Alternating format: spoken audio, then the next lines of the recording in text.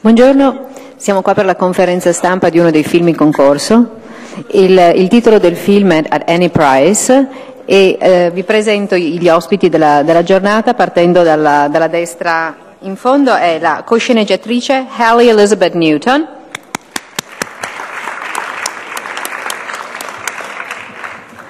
il regista del film, un veterano di Venezia, Ramin Bahrani,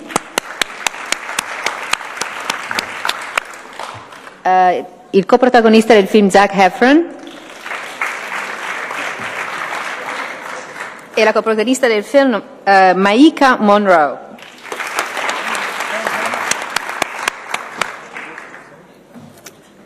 C'è una domanda lì, cominciamo.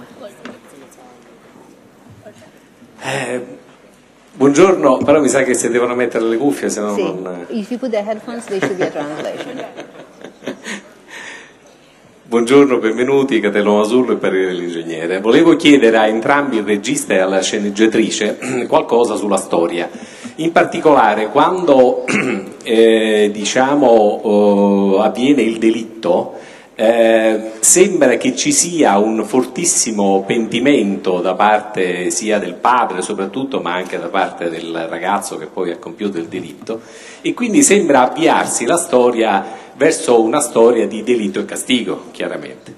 Poi, in definitiva, la storia prende tutt'altra piega e quindi volevo chiedere, volevate rappresentare il fatto che in America il fatto che bisogna assolutamente essere sempre i primi, non bisogna mai essere un loser, quindi è talmente spasmodica questa lotta che si può passare soprattutto, si può giustificare proprio tutto, cioè il crimine poi alla fine paga, insomma voglio dire, Dostoevsky non è riuscito a passare l'Atlantico, ci è riuscito solo Machiavelli con il fine giustifica i mezzi. Grazie.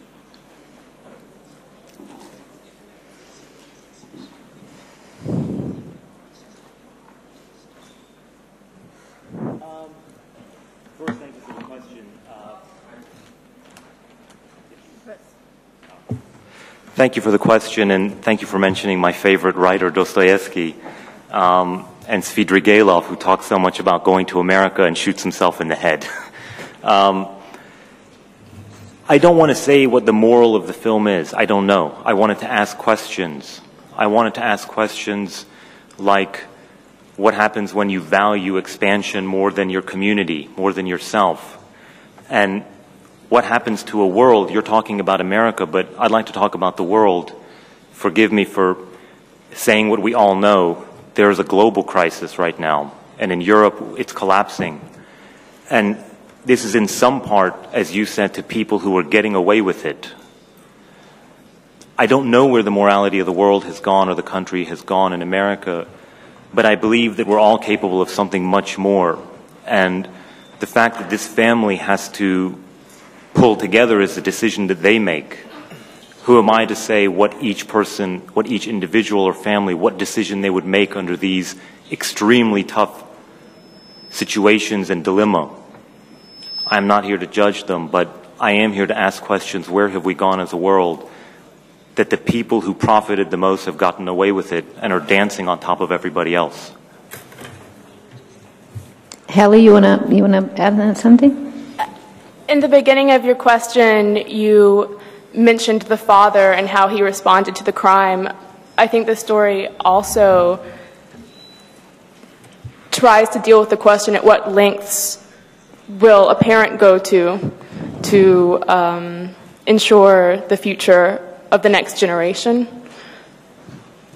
I just wanted to add that to what you said too. And again, I agree with Ramin. We didn't really create the story to judge, just create a story that reflects what's happening right now in the world.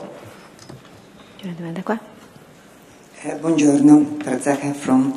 Allora, volevo chiederle, intanto come ha lavorato sul personaggio, come lo giudica, se davvero sa correre in macchina, se ha un rapporto con le auto da corsa, insomma se le piacciono, se conosce un marchio che si chiama Ferrari, che è molto conosciuto non solo in Italia ma in tutto il mondo, e poi in questo momento la sua carriera come si sta muovendo, nel senso come sceglie i copioni da interpretare, in come si muove, in quale direzione, quali personaggi la attraggono di più, e poi che cosa conosce del cinema italiano. Grazie.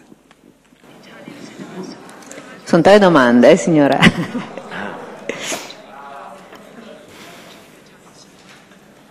That's a whole lot of questions. Okay. I really enjoyed playing the character of Dean. I thought he was very complex. I understood him in certain ways very strongly, his relationship with his family and with his father. Loving his father very much, but not at all wanting to follow in his footsteps. He feels that his father has this sort of skewed perspective of the American dream, which is expand or die. And it's led him to his father being a pretty ruthless guy in many ways. So Dean's sort of racing to get away from following in his father's footsteps. There were a lot of things I didn't know about Dean, like how he, based in loving his family and being such a good guy, turns to do some pretty heinous things. And that was the part of the character I really wanted to explore with Ramin. And we had a great time doing it. I'm not that good at racing cars in real life. I learned pretty quickly for the film, but my only experience racing cars is speeding away from paparazzi at this point. Let's see. I know who Ferrari is. Someday I want to get one, if at all possible, if the movie thing works out. And I think that was all your questions. I don't know. The last question was about where is your career at, and what the way you see your career right now. I think my career is in a good place right now. It's just gets more interesting for me day by day. But this is a great moment for me because I really enjoy working on the type of film that Ramin set out to make here. I'm always asking myself, what is the bigger picture of filmmaking? And Ramin is past just making a film and selling it and getting people to watch it. He really goes and experiences a world and learns questions to ask and I don't know. I'm honored to be a part of this experience, which is pretty profound in my opinion. I'd like to follow up a minute this question before going back to the audience. Ramin has come to Venice before with other films, and usually he works on a much smaller, intimate atmosphere and ambience, and with mostly non-professional actors. So I want to ask both him and his 2 co-stars, how did you, Ramin, adjust to it, and how it was for them to work with a filmmaker that is so used to work with non-professionals? I really enjoyed the experience. I met Zach a year before making the film, and it took me about 10 seconds to know this is the perfect person for the part. There were so many things about, Zach's from a small town outside of, in California, very much John Steinbeck country near Salinas, and he knew small town, he knew those pressures, but he didn't know the darker side of the character. He didn't know the killer, he didn't know the deadly part. And the fact that Zach wanted to risk and do things he didn't know made me know this is the person to work with because he wants to move to something new, and only by risking can you gain. And I think he's following the footsteps of great actors. I think like Johnny Depp or Tom Cruise, who started one way and pushed themselves to another. And I think he has that ability of a Paul Newman. And working with actors like Maika or Dennis or Zach, I know what I want. I really like blocking, but when they're good, the director should just get the hell out of the way. Don't say anything, just get out of the way. And when you got these guys, you just get out of the way. Zach? Maika? So what was the question? Well, the question was how, if it would make the difference that Ramin was a filmmaker that comes from an environment where he worked with so many non-actors, if his approach was different, and what was his as a director? What was different about working with Ramin? I didn't say action and cut. He doesn't say action or cut. That's really interesting. I sensed there was a different level of preparation when working with Ramin. We showed up for a few weeks of rehearsals and started filming, but Ramin had been living amongst farmers for 6 months. He was very immersed in the culture. He knew virtually everyone that we worked with, had become good friends with everyone in town, knew them all by first name.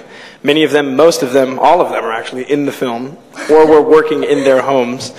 I think that was really powerful. This is a guy who doesn't just, make movies for the sake of making movies. He really goes and and tries to learn something about what he's making a film about. Yeah, I mean, he brings it to a whole nother level, and, you know, for me, this is, you know, my first, you know, big film, and to have my first experience with, I mean, this just incredible cast and Ramin, it's just been incredible. We should say, Julia, we should say about Maika, there were many stars that wanted this part, and Maika was an unknown, but I watched her tape. She sent it to me. She filmed herself. She's a professional kiteboarder, by the way. Her mom filmed her. And she comes into the camera and says, hey, I'm turning 18. It's my birthday. And I said, this is the most sincere tape I have seen yet. And I think she's great in the film. And now Jason Reitman has cast her. Sofia Coppola has cast her. I think she's going the trajectory of Meryl Streep, who has that sincerity and that very unassuming beauty to her that I think it's something, beginning of something very special.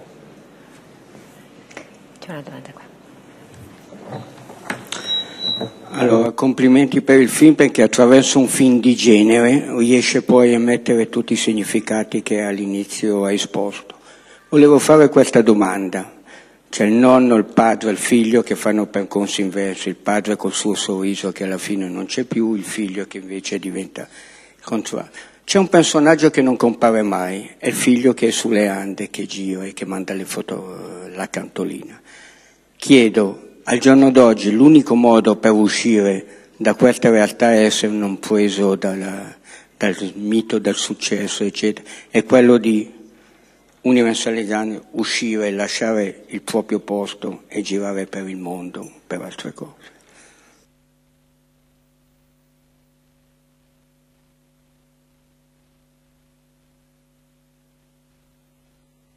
One other person escapes. She also escapes.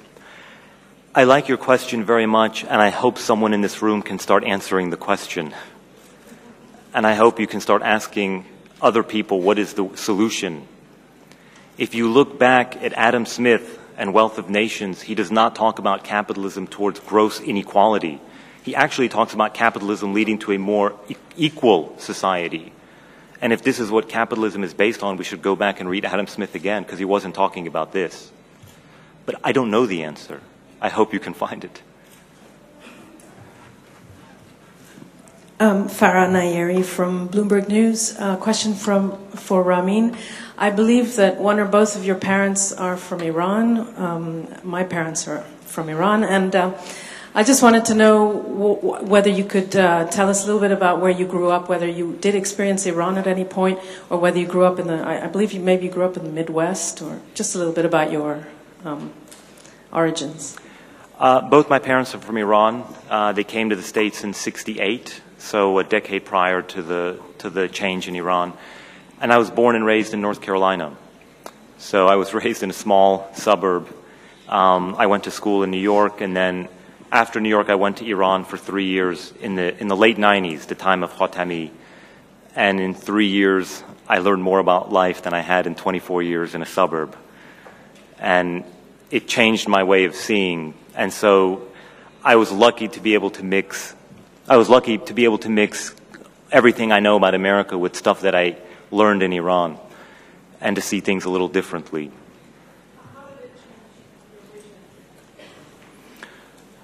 Well, I think by the films. If everyone looks to the right here, I said, well, maybe I should look here and see what's there. This gentleman talked about Dostoevsky. What I love about Dostoevsky is his ability to bring a vast array of people into one room: rich, poor, religious, atheist, secular, generous, miserly, killer, saint, and he puts them in one room. And what I noticed in Iran was, if you got into a taxi, you met those people, all in one shared taxi. And this collision of ideas I found very exciting and transformative, and it made me seek those worlds out in America. And you're all journalists. I think you're almost the most lucky people in the world, because you get to go and learn about things you don't know about and examine worlds and people you don't know about. I like the fact that I can fictionalize it a little bit, but you're lucky anyway.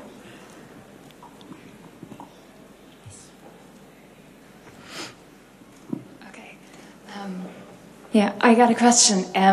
Watching the movie, I always had the feeling that anything could happen. You know, the characters, I felt very close to this small family, this small part of it. And I always had the feeling, you know, anything could happen between every character. Was there some kind of attention you had that at any part of the movie where changes came and twists came, that anything could now happen, and that you always feel sorry for one character, and then the other one you like him, and then on the other hand you don't like him, so everything twists all the time. This is what I really liked about the movie. Was that some kind of attention you had?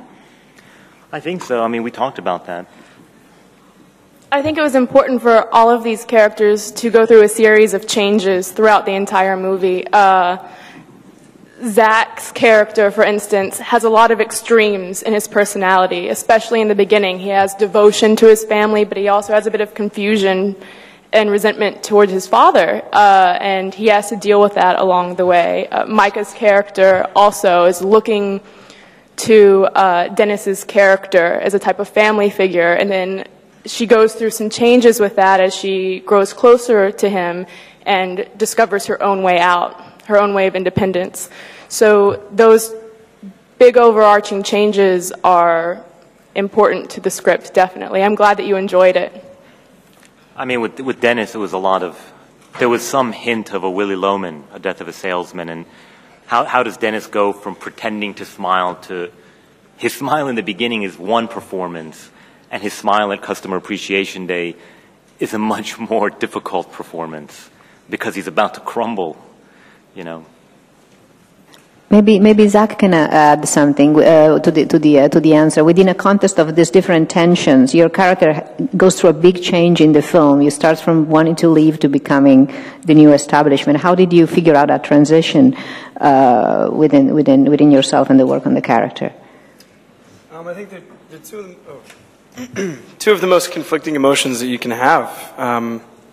Wanting to protect your family and loyalty to your family, and then sort of resentment to who you're being guided to become, who you're being groomed to be. The question of what is the American dream? It's within Dean's grasp at the beginning of the film, and he still wants something else. So I don't know, they're pretty extreme emotions, and they lead him to do some pretty wicked things. There's a part in the movie, in the beginning, Dean's character is with his dad in the back of a diner, and he has to sit with his dad during some sort of sales pitch that all the farmers are going to, and he has to leave. And the second he leaves the back, he takes his shirt off, he takes his button down off in order to kind of become somebody else, and then that's when he meets his girlfriend, and they're going to go racing in a car. I think that is pretty indicative of the kind of way he wants to break free of his family, but still loves his family. Just in case there was a mistranslation, Zach is not taking his shirt off. Yeah. Not now, but maybe later. I thought it was funny. Buongiorno, una domanda per la signora Newton. Lei è molto giovane, com'è stato sceneggiare dei dialoghi tra un papà ed un figlio? C'è qualcosa di autobiografico?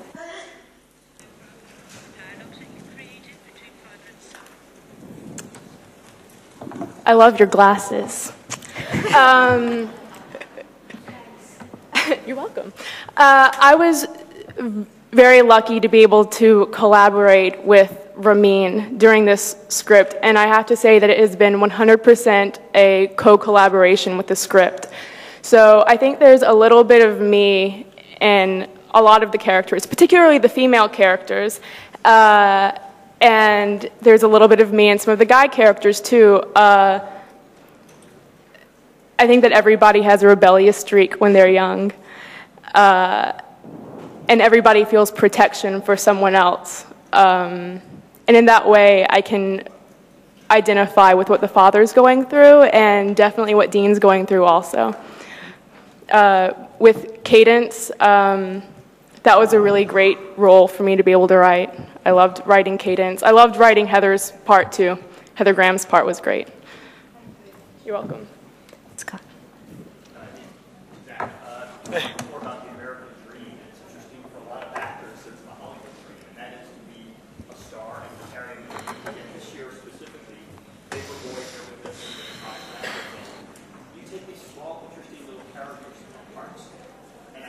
Interesting. So can you talk a little specifically about your choices as an actor, what you're looking for at this point in your career? Because it would be so easy and be tempted to go one way where the money is, and yet something artistically is taking you somewhere different. Awesome. Thank you. What's up, by the way? You know, all I have really is the ability to look back at my elders and the people that I really respect in this industry, the actors that have been here before, and really made an impact and done something special throughout the years. And I put myself in their shoes, and as I sort of stand here with, say, two roads in front of me, one being the easy path, as you said, toward money, and the other one being towards playing more interesting roles that I don't have all the answers to. Or you know, going with Ramin in the cornfields, you know, for a couple weeks. It seems like the choice that I respect more. And that's really just what I go off. I kind of am following my gut here, and this is what I want to be doing. You know, I'm hungry for it. A plank sometimes that you're actually artistically teetering on a tightrope and you don't know which way you're going to fall. Does that make it more interesting for you? Yeah, interesting. Yes, I do. But that's the only way it should be, you know. I think every choice that you make, you know, should be challenging and should be scary in a certain way.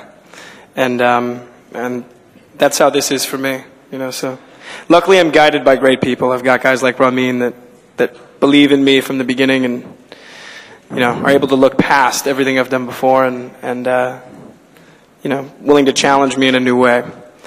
But thank you very much for the question. He knew, when we met, he knew the part, he understood the character so well that he said something to me, and I went back to Hallie and I said, Zach has said this expression, and we wrote it into the script, but I never told him. And I waited till we shot the scene. And then I said, Zach, do you know who wrote the dialogue for this? He said, no. I said, you did. 1 year ago when we met. And then he was so shocked he fell into the cornfield. Well, I like to put myself in for a minute because we regret very much to be missing the other co-star of the film, which is Dennis Quaid, which is busy on it can be in Venice because he's busy on a TV show. But I do believe that his performance in the film is incredible and outstanding. And I want to ask Ramin, what make you think of Dennis Quaid, and what do you think Quaid brings to the film? Because it should be noted that his work is wonderful. I completely agree. You know, Dennis is in many ways an icon, and you know, don't forget, this guy worked with Peter Yates. That's no joke. And you know, he got his training from Yates. And Dennis and I spent 3 days in Austin and really bonded because he had a keen understanding of what was going on. And I found it working with all the actors, but with Dennis, who has that many years' experience, it was a learning experience for me. And in my previous films, Julia, as you said, non-actors, I always had time, you know, I had months to rehearse with the non-actors on location.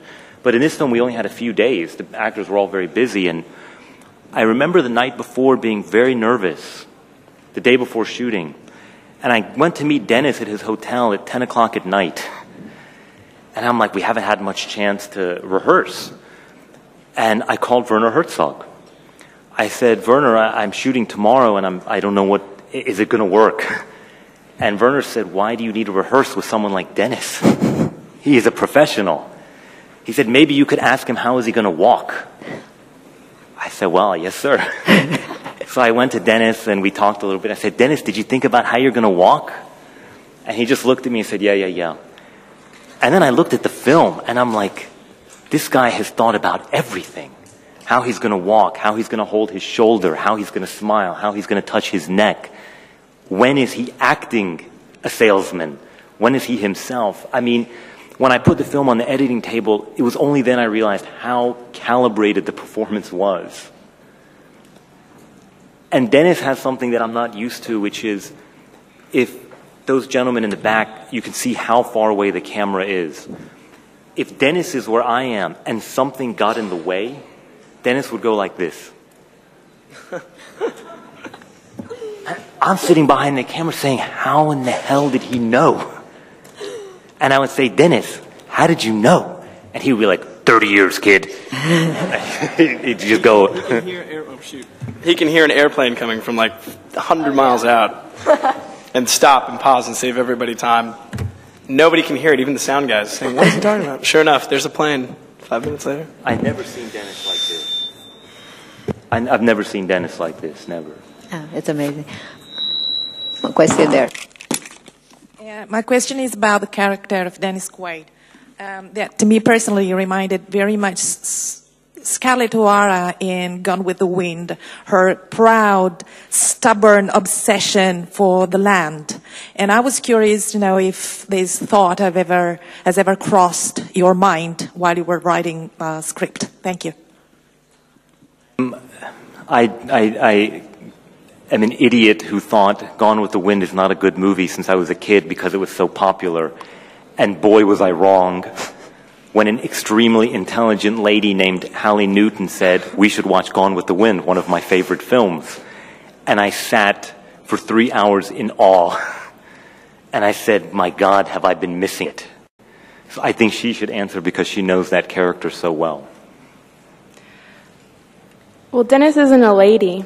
So in a lot of ways, he's different than Scarlett O'Hara. But yes, Dennis was such a complicated role to be able to perform, and Dennis went far and beyond what I ever could have imagined. From the beginning of the film, when he's an actor, pretty much playing an actor playing a role of a salesman, to the end when he's completely changed. He goes through a metamorphosis pretty similar to Scarlett O'Hara, but actually Scarlett O'Hara's character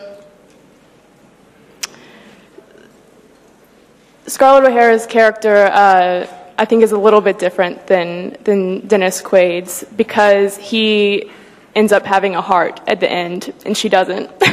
She just says, I'll think about it tomorrow. I'm going to keep going. And he decides not to. The part about the land is because you see the land from the very first frame. The first frame of the film is buying land. And after Dennis has his confession to his wife, they stay together for the family and the land and the legacy. And the next images in the film, it's the land. You see the harvest. You don't see green anymore. You see the harvest happening.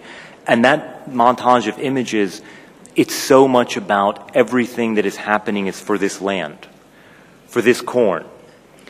Except this movie isn't looking at it in the mythologized romantic way. It's saying this corn is a bunch of dollar bills. And that's something that we don't really have in our collective mythology of farms. We're talking about $1 trillion industry. We're talking about genetically modified foods. We're talking about things that have a patent on life. This isn't farmers in overalls, planting squash and zucchini in the garden. These are businessmen.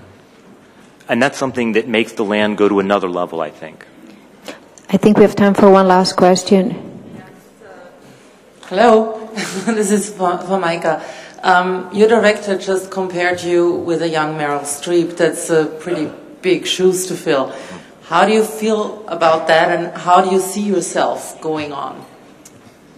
I just feel so lucky, to be here and for Ramin to take a chance on me. And in this past year, I look back at where I was a year ago and how much has changed from when I filmed this. I've worked with Sofia Coppola, which, it's just incredible, and Jason Reitman, and I'm working with Kate Winslet and Josh Brolin.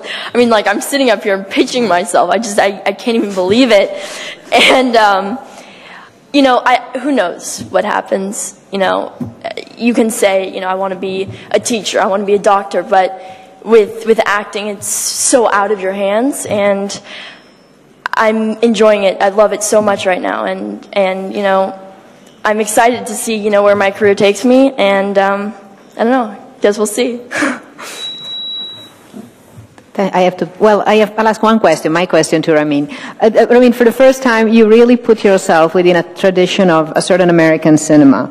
And we talked about it, in the past, and you mentioned Bonnie and Clyde, you mentioned The Last Picture Show. Can you just say two words because I mean we're in Italy, so I should acknowledge really that the last three films had a debt to a lot of cinema, but especially to Italian cinema, to Rossellini, to De Sica, and by the way, Visconti, La Terra Trema, and I started thinking about La Terra Trema, and then I thought about The Leopard, and I said if Visconti can move, if Rossellini could change, then I wanted to take that Italian cinema and mix it with George Stevens, with Arthur Penn, and the same way Zach is pushing himself in his career, I wanted to push myself to something new as well. Thank you. Thank you. Thank you to our guest.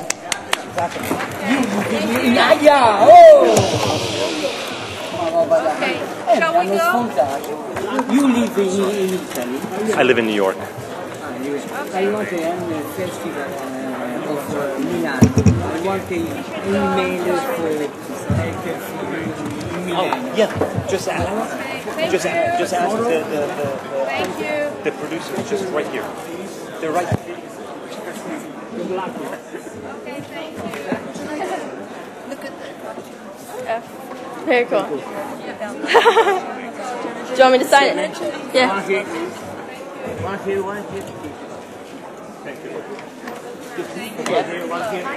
Thank you, guys. Look at that too. Thank you.